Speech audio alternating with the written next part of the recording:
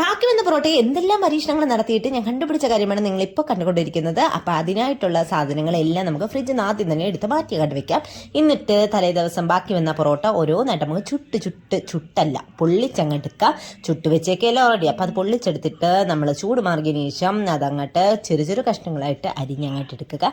അരിഞ്ഞെടുത്ത പൊറോട്ട വേറൊരു പാത്രത്തിലോട്ട് പയ്യെ അങ്ങോട്ട് മാറ്റി കൊടുക്കുക. ഉടഞ്ഞൊന്നും പോവാതെ തന്നെ മാറ്റിയെടുക്കണമേ. അങ്ങനെ മാറ്റി വെച്ചതിന് ശേഷം നമുക്ക് ഇതിനായിട്ട് ആവശ്യമുള്ള കുഞ്ഞു സാധനങ്ങൾ കുഞ്ഞു കഷ്ണങ്ങളാക്കി അരിഞ്ഞെടുക്കുക.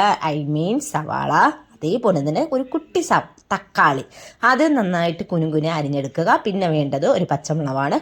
അതും അങ്ങോട്ട് അരിഞ്ഞെടുത്തിട്ട് കുട്ടി 2-3 വെളുത്തുള്ളിയും എടുത്ത് കുഞ്ഞു കഷ്ണങ്ങളായിട്ട് അരിഞ്ഞങ്ങോട്ട് എടുത്ത് മാറ്റി വയ്ക്കുക. അത് കഴിഞ്ഞിട്ട് നമുക്ക് വേഗം തന്നെ നമുക്കിത് തയ്യാറാക്കിയിട്ട് ആ പാൻ അങ്ങോട്ട് അടുപ്പിലോട്ട് വെക്കാം. എന്നിട്ട് നേരെ വെളിച്ചെണ്ണയും കടുകും ഇട്ടതിന് ശേഷം അത് പൊട്ടിക്കഴിയുമ്പോഴത്തേക്ക് സവാള ഇട്ട് കടുകട ഇടുക. പിന്നെ നമ്മൾ തക്കാളി ഇട്ട് കൊടുക്കുക.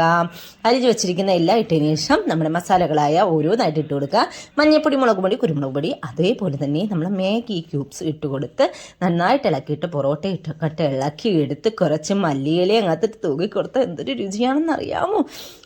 ഇപ്പം തന്നെ മണം കാരണം ഇരിക്കാൻ പറ്റുന്നില്ല. ഒന്ന് ടേസ്റ്റ് ചെയ്ത് നോക്കണം. അടിപൊളി ടേസ്റ്റാണ് കേട്ടോ.